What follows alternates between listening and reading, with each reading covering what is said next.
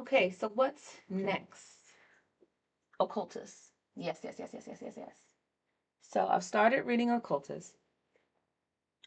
Um, if you go back through a couple highlights, you'll see on Twitch, and I think I posted a short on YouTube as well, where I go through a little bit about what this is about. But it's a dive into the occult within us, and it's told in a series of graphic stories that illuminate these occult intrusions upon our everyday lives.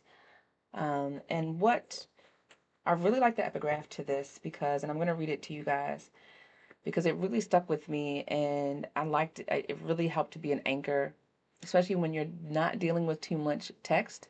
A lot is left up to interpretation, but a lot is also, I think this helps you, at least to me, made me feel like I was getting things right when it came to my interpretation or understanding what the author was trying to convey. So this is a poem by Aldo Linares, Linares.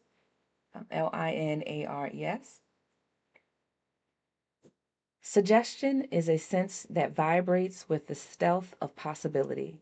There, intuition unfolds. Magic dazzles. It becomes natural, and everything becomes that vibration, which is not seen and is again felt. Images are created when a gaze comes into contact with dazzlement. So, that last line, images are created when a gaze comes into contact with dazzlement. First and foremost, I'm going to say this every time, I'm a magpie when it comes to book covers. If you give me an original, at least I can't tell that it's if you created it fully from AI and has a sort of soul to it, and it doesn't have to be fancy, it doesn't have to be glittery, it's just something unique, right? This title did it for me. This I picked up from Snug Books up on Harford Road. This is actually a 2024 title. I think it was originally copyrighted by Laura Perez herself and written in Spanish. She is a Spanish author, born in Valencia, Spain in 1983. Shout out to the millennials.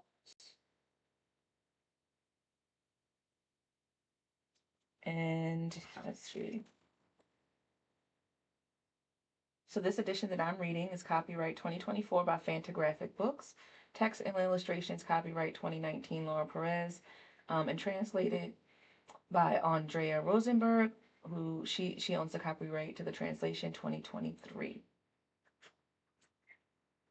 And so I picked this up because of the artwork and also because I thought it was was the series a great segue is to my next graphic novel read because it's the same genre as Infinitum. It's Afrofuturism. Occultist physically is a book similar to Infinitum in size and shape. The fact that it should be laid flat and viewed from in landscape.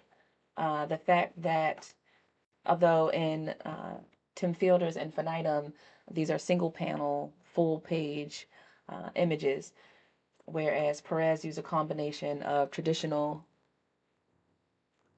comic book style paneling as well as, let's see, single panel. And there are some, fine, give me a minute.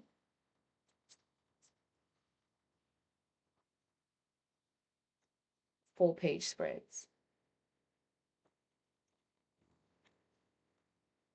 And similarly to Infinitum, the way the use of color, light, and shadow in the actual texture of the page, Infinitum, where Infinitum uses a more glossy, uh, heavier weighted um, sheet of paper. Occultus is slightly lighter weight, not much, but it is a matte finish, softer just as the color palette is a bit softer and not as saturated as an Infinitum. Uh, but they both have a very unique way of using light and shadow to signify, Whereas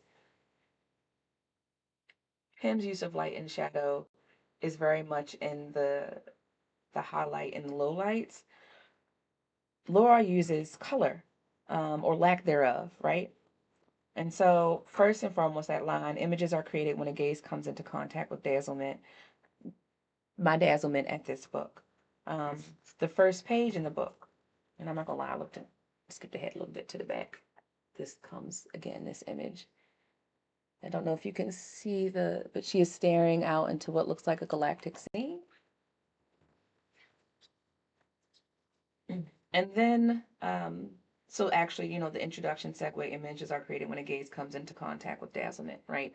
Um, so when a gaze into contact with dazzlement, those images are then created and the mind unfolds. If we go back up to the first line of the poem, it says, suggestion is a sense that vibrates with the stealth of possibility. So that what I found, let me see what I found.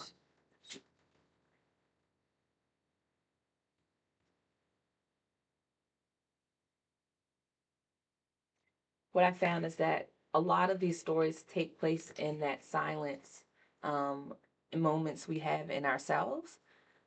Sometimes people will call it paranoia. Sometimes people will call it. I think paranoia is a good way that it manifests itself on many occasions if I see what these characters are going through. But what I said here is that um, the art is well beautiful, yet the subject matter is dark and obtruse. Is that the big so what? To be able to see beauty in our darkest moments goes back to the first line in the poem. I don't know what I wrote there. It gives us hope. Those terrible. It gives us hope in those terrible times. The suggestion that humanity in all its glory still exists within you, then there is still a way to dig out from that dark pit. That even in those dark moments, times of paranoia, or moments of the abstruse and occult in our life, when they intrude upon our own lives, that there's still glory even in those, what could be those deemed ugly or darker moments, because it's a reflection of our humanity. And that within those moments and in the quiet times, we can still find that glimmer of possibility to help us dig us out. So I'm about halfway through, and yes, it is told in short story form.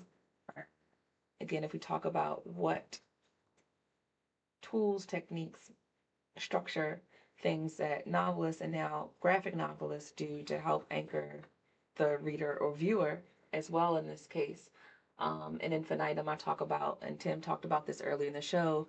This is text, how you can play around with type, type size with font. Here, what I really liked about this, and I'm gonna look up some of these to let you know where you're going with this graphic novel, even if you didn't read the blurb in the back. There's a bookstore scene. We start off in a bookstore. Another reason why I bought this. And I don't know if you can see this, but this is a close up of one of the shelves. And it is actually the TLC of the book. So it's a series of 1, 2, 3, 4, 6, 7, 8, 9, 10, 10 to 12 short stories in graphic novel form. One of which I only think is a page, a couple of which I only think are a page or so. But also in this bookstore, you have sitting here, you have Occultus, Little Nemo, a map of Salvador, uh, and connection a little step here, an Edgar Allan Poe book. Edgar Allan Poe got his rise to fame while in Baltimore. We claim him. The Ravens are the Ravens because of Edgar Allan Poe. So Laura here is firmly trying to set you what sort of legacy and genre she's falling in when she's writing in Occultus. And when it comes to the use of color, what I counted with each story is how much color 1C, 2C, 3C. And we rarely got to 4C. I think the only time so far, again, I'm only halfway, we get to 4C is when the story involves who is the thread throughout the book, the main character who you see on the cover, who is a uncannily resemblance to the author herself. The only time I have noticed 4C in a story is when she is featured. That's at the beginning. Right now, I'm about halfway through, and one in the middle. And I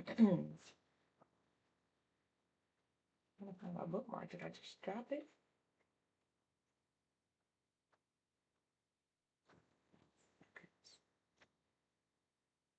Well, this one may be 4C too. Now I see that red, but it's only very small. But again, the use of the signify to the reader where you are. If there's a one story or most stories that are set completely at night, then you're going to get a 1C shades of blue and teal story. If it is when there is a story, the story titled Ants, there's two young boys talking about, I mean, they're having a meaning of life conversation, where one boy says about ants, they don't know we're watching them. They only notice us if we squash them or do something to them. Sort of how we are when we look out at space or we think about ghosts. And at first you say, oh, let's see how this is going to go, right? Little boys, they can tend to be naughty. One's drawn with a light colored shirt, a white shirt, and his blonde hair. The other is completely black or gray from head to toe, including their hair. And so automatically and stereotypically, you're like, oh, which one's the bad boy? And to even drive that point home, while while the boy in all black is asking these questions about, like, do aliens exist? When we die, do we turn into ghosts? And he thinks he saw one once. And the blonde boy says, my dad says everything is made of the image and likeness of God. Those aliens you're talking about can't be real because God makes every creature on this planet. So, oh, well, he is going to be on the up and up stuff and stuff, and he is a good kid to go. He does the worst thing at the end of the story. Okay? I'm going to tell you, these stories get dark and they get dark quick. They are short little bites, and they are a lot to take in. It took me, I thought I was like, oh, I'm going to get this done in about a day or so. No. I've had to go back. I've had to look things up. I wanted to talk about what other writers are writing about them. So it's really exciting to see the use of color and how Laura is choosing that to help the reader recognize. And then by the time, I think, again, by the time we're a few pages in, we've gotten through a few stories, we should have had the mechanism that the author and patterns that the author is going to use down pat. So we'll read more of this. I'll share some more. This is the formal. I do plan to do additional formal book review of Occultus as well. So that'll be up. But I mean, look at this color. It's muted, but it is so alive. It's like,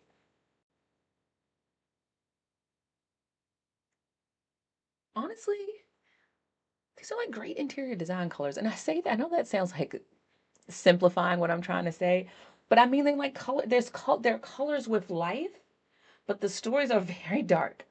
And what they say, that those intrusive moments. Look at that.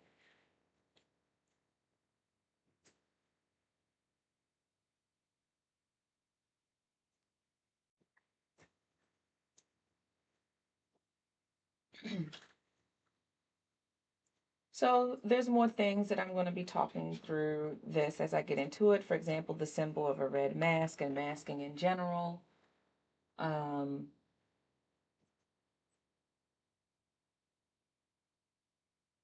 let's see, what other questions do I have? I wanted to look up Otto Linares, who the poem is at the beginning of the book, to learn more about him. And then there's strategically placed books and titles throughout the entire, so far, every so often, I'll run into some. So I want to do a little bit more into that and check that.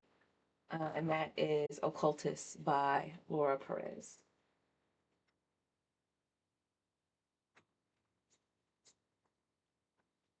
I am Stephanie Henderson, host of Books and Bounty, owner and founder of booksandbounty.com, where you can check out highlights from tonight's show as well as highlights from our other shows.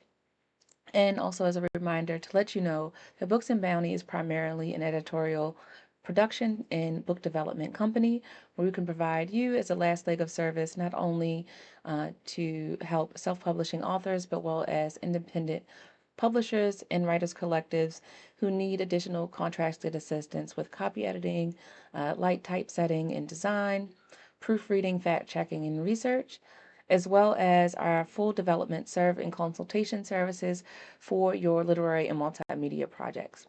You can get more information at booksandbounty.com or you can reach out to me directly, Steph at Books and Bounty.